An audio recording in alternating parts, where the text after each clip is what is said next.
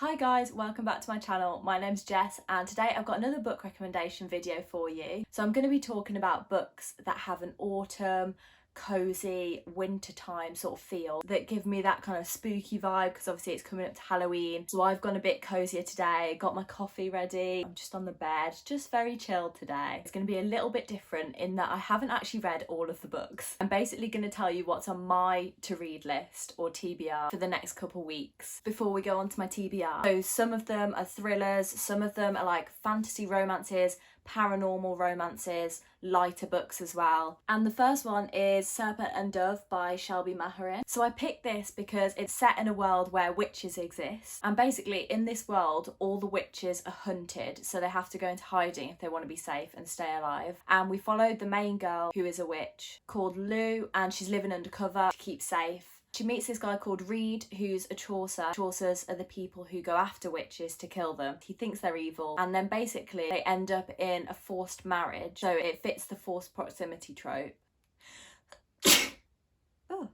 It's quite interesting because she obviously knows who he is, but he doesn't know her real identity because he has to keep that hidden. So that just adds another extra element because he's now married to one of the people he's meant to kill and he doesn't even realise. And it is part of a series if you're wanting more than one book to read, and definitely one if you like fantasy books as well. I've mentioned it once before as part of my fantasy enemies to lovers books, so that kind of gives you an idea of the tropes in it as well. Next we have Before I Go to Sleep by S.J. Watson. So this is a thriller which kind of gives me Memento vibes if ever you've watched the film Memento, and this has actually been made into a film as well. So we follow a lady who has short-term memory loss, and she's told she's got this memory loss because of an accident. Her husband is there and he's the one that looks after her, but obviously every morning when she wakes up she can't remember who he is. And then she starts to see a therapist, a person who's trying to work with her to see whether she can recover any of her memories, because obviously she's relying on these post-it notes that she just sticks up everywhere every day to remember her life. Then she starts to keep this video diary so that she can actually look back on what she's been doing. But as the book goes on, because it's a psychological thriller, you realise that things aren't quite as they seem. That's all I'm going to say on it because I don't want to give away any spoilers. I really enjoyed this one when I read it, and I didn't see the twist coming until quite near the end. I feel like that's a good sign of a book. But the creepy aspect just fitted the Halloween theme that we've got going on. Next we have The Invisible Life of Addie LaRue by V.E. Schwab. So in this book we follow a girl called Addie. When she was younger, she made a deal with the devil so that no one would ever remember her. For example, if she goes over to someone's house for dinner, she'll go in, they'll be having a lovely time,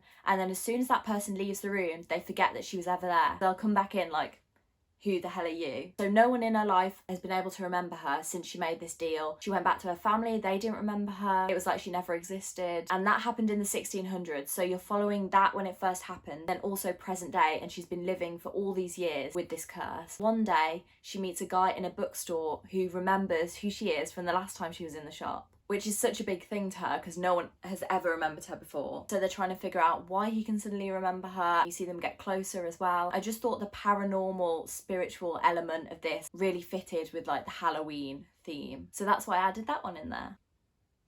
Okay, so now we're on to books that I haven't read and that are on my to-read list. First, we've got Rebecca by Daphne du Maurier. I think that's how you say that. I actually just went and picked this up from the library today, especially for reading all these Halloween-y books. It was actually recommended to me by one of my best friends who loves to read as well. What I've picked up from it is that it's about this girl called Maxine. She marries this very handsome but older guy. He's a widower, so his past wife has died. She moves in with him into his house, and basically it's like his old wife is just there affecting their life. I think it's more so she can't get over the fact that everything in this house still has something to do with his past wife. It does sound a bit spooky because on the back it says, friendless in the isolated house, she realises that she barely knows the man she has married. So I thought that was a bit like, what's going on there? Bit creepy. And in every corner of every room is the phantom of his beautiful first wife, Rebecca. It's like there's more going on than meets the eye, because it also says Rebecca is dead and yet she influences every action and thought of all the other characters in the book. And then another quote by someone from the time says, her masterpiece Rebecca will live forever because du Maurier touches a fearful nerve. So I'm very excited to read this. It's a bit of a classic as well, like it's been around a while. Actually, when was it published? 1938. So this is an older one. I do want to start reading more kind of classic books just because I like to have an opinion on them, like if they come up in conversation. So I feel like this is a really good one to start with. Okay, what should we do next? We'll do these. So I've got 2 books by the same author here. So I first saw the guest list on Goodreads by Lucy Foley, but actually the other book that I've got, The Hunting Party, was written beforehand. They both sound equally as spooky. Stupid fly came to interrupt the video. So from what I can gather, they're both thrillers, and I'm going to read bits of the blurbs to you. So the first one, The Hunting Party, says, in a remote hunting lodge deep in the Scottish wilderness, old friends gather for New Year. Seems like this group go away on a holiday for New Year's Eve. It says the Hogmanay celebrations are in full flow, which is a Scottish thing. One of my flatmates at uni was Scottish, so I've heard that word before, and this will be quite interesting, the fact that it's set there. I've been to Edinburgh before. Don't know if this is even set anywhere near Edinburgh, but it says they're 9 old friends swapping stories, reveling in forgotten memories, yet secretly the group know they no longer have anything in common except shared history, deep old wounds, and friendship destroying secrets. As a thick blizzard descends, which does sound about right for Scotland at New Year, the clock strikes 12, a broken body is found in the snow. The group are trapped and all signs pointing to murder. No one can get in, no one can get out, not even the killer. Doesn't that just sound so good? This sounds to me a bit like, what was that movie with Daniel Craig in? And it was like a murder mystery. Why can't I remember this? Let me Google. Oh, Knives Out. It gives me the same sort of vibes as that. It just made me imagine that I was playing Cluedo, and I bet they're gonna make it look like every single person could be guilty and everyone has a secret about everyone else. And I love playing detective as well when I'm reading a book. Figure out who I think is gonna be the person that did it. And I like to try and do it from like the author's perspective as well. I'm always thinking, who are we not meant to suspect right now? So I'm very excited to read this. And then next, the guest list. So it says, a remote island, an invitation to die for. A classic whodunit. Oh, someone's described it as furiously twisty. We love a twist. This blurb says, each has a secret, each has a motive. Off the windswept Irish coast, guests gather for the wedding of the year. Old friends, past grudges, happy families, hidden jealousies.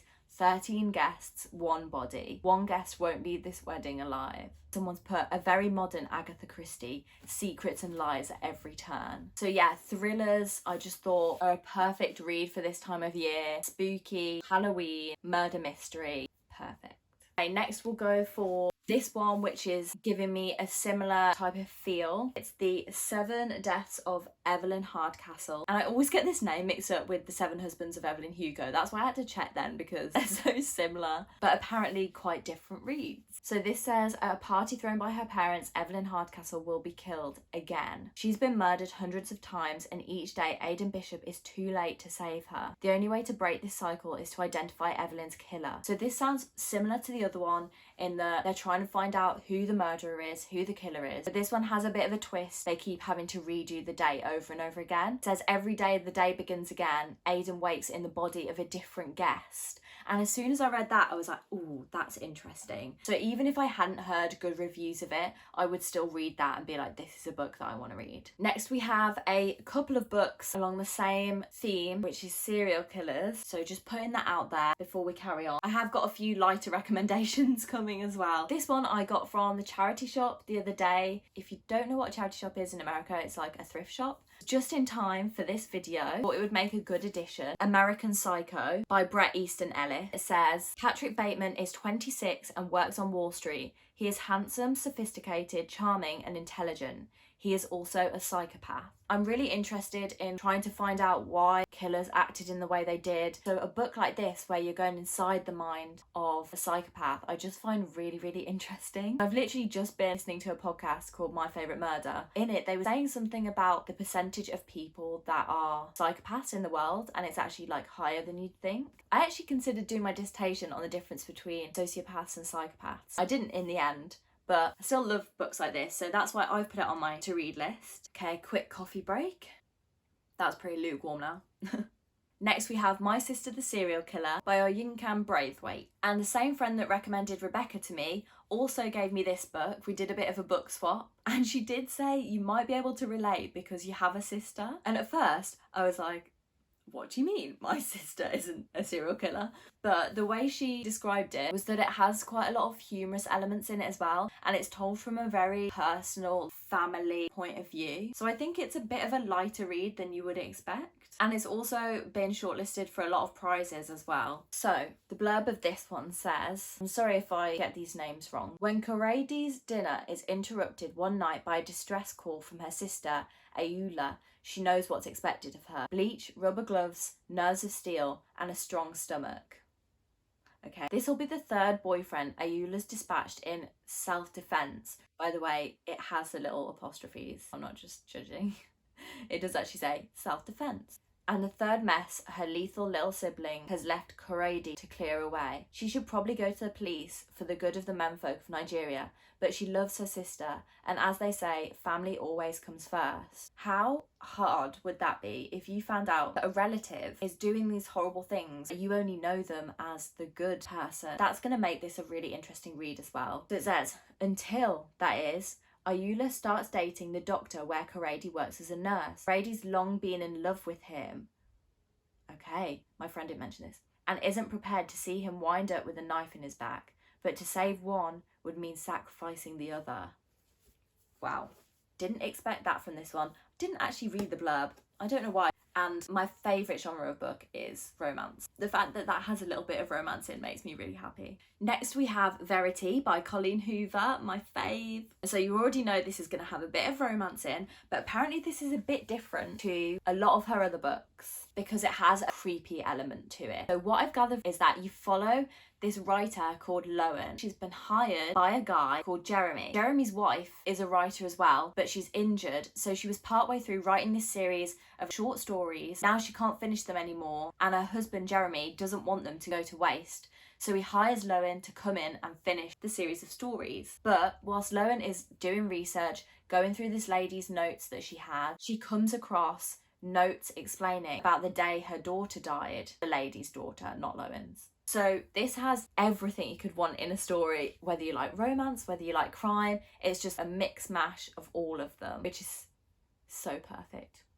Next we have another Colleen Hoover book, Layla. I'm excited to read these just because I want to get through all of Colleen Hoover's books to be able to say that I've read them all basically. And this one goes on the list because it sounds like it's got a bit of a paranormal element to it. It says, when Leeds meets Layla, he's convinced he'll spend the rest of his life with her until an unexpected attack leaves Layla fighting for her life. After weeks in hospital, Layla recovers physically, but the emotional and mental scarring has altered the woman Leeds fell in love with. In order to get their relationship back on track, Leeds whisks Layla away to the bed and breakfast where they first met. And then here's where it starts to get a little bit spooky. Once they arrive, Layla's behaviour takes a bizarre turn. And that's just one of many inexplicable occurrences. So that's what made me think there's something more to this story. It's not just a typical romance, boy meets girl. This is like something happens and it's spooky. And then it says, feeling distant from Layla, Leeds soon finds solace in Willow. And I was like, who the hell is Willow? Another guest of the okay, so it explains who Willow is. She's another guest of the B&B with whom he forms a connection through their shared concerns. No. Okay, straight away, I'm feeling bad for Layla here. We've got this other girl come along. My heart is going out to her straight away. Anyway, I haven't read the story, so that could change my opinion of this. It goes on to say, as his curiosity for Willow grows, no, don't do it. His decision to help her find answers puts him in direct conflict with Layla's well-being. Leeds soon realises he has to make a choice because he can't help both of them. But if he makes the wrong choice, it could be detrimental for all of them. But I'm already feeling sorry for Layla. I really want to read this, but I'm apprehensive that this is gonna get me sad. But that's what I like, a book that gives me all the feels. It sounds like it's not just your typical romance, so that's why I thought it would fit perfectly with my Halloween autumn to read list. Okay, I am rapidly losing light here, so I need to try and talk a bit faster. Next we have The Ex Hex by Erin Sterling. This sounds like a bit of a lighter read. After books about serial killers, we can now enjoy something fun. And to start with, when I was looking at this on Goodreads, some of the reviews were just making me laugh. First person says, hocus pocus, but they fuck, and I've never wanted anything more. And then someone else has described it as a silly, goofy, spooky time. And someone else below, okay, this is good to know. Someone said it's literally perfect for spooky season. I felt like I was living in the small town that this book takes place. I felt the autumn ambience and energy in my vagina. Okay, we get the idea. Let's see exactly what the book is about. So from what I can gather, this book is about witches who live in a small town. Years ago, one of the young witches puts a curse on a horrible boyfriend. She's not meant to use her magic that way, but she's just like, I'm gonna do it anyway. She doesn't think it will cause any harm. It seems like something goes wrong. Years later, this boy comes along that she is interested in, and then all of a sudden, because of the curse, bad things start happening to him. I'm not sure if this guy is her old boyfriend or like a new guy, but basically the curse has stuck around either way. And it says that she realises that her X Hex hasn't been so harmless after all. But I think the things that are going wrong are just like little things. So if you're looking for a light-hearted, spooky romance with witches set in a small town, this should go on your to-read list as well. Next we have House of Salt and Sorrows by Erin A. Craig. So I thought I'd add another fantasy one in there that I've heard a lot about. In this book, we follow a group of 12 sisters and they live in this manor out by the sea. They've lived really sheltered lives. They're not really meant to venture out, but now one after another, 4 of the sisters have died. The sister that we're following, so the main character,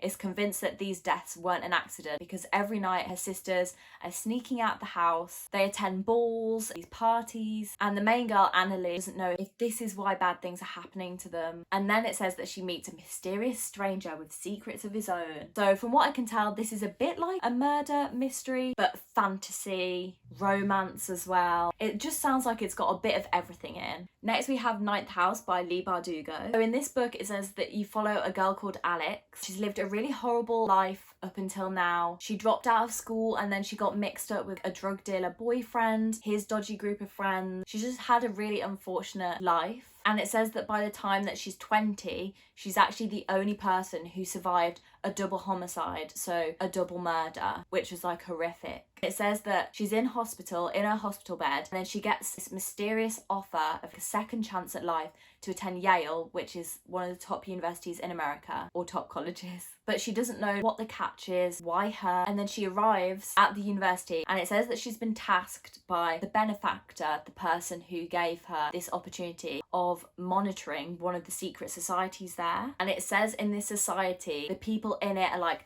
the highest, most elite ranking students, like the rich people, but there's really like sinister goings on. She's like finding out what's happening there, but still there's the question of like, why has she been picked to do this? Like, why her? So it just sounded like a really interesting read, because I love books that are set at college or university, and then this is a bit of a mystery. It just sounded unlike anything that I've ever read before, and it always gets really good reviews, so that's why I added that one on there. Then I thought I would just quickly mention an author that my mum has been reading recently, she's really enjoying, is Belinda Bauer. I'll put her name on the screen. Every time we're in a charity shop, she's like, oh, there's another one, like I'm gonna get that, or oh, there's one that I haven't read yet.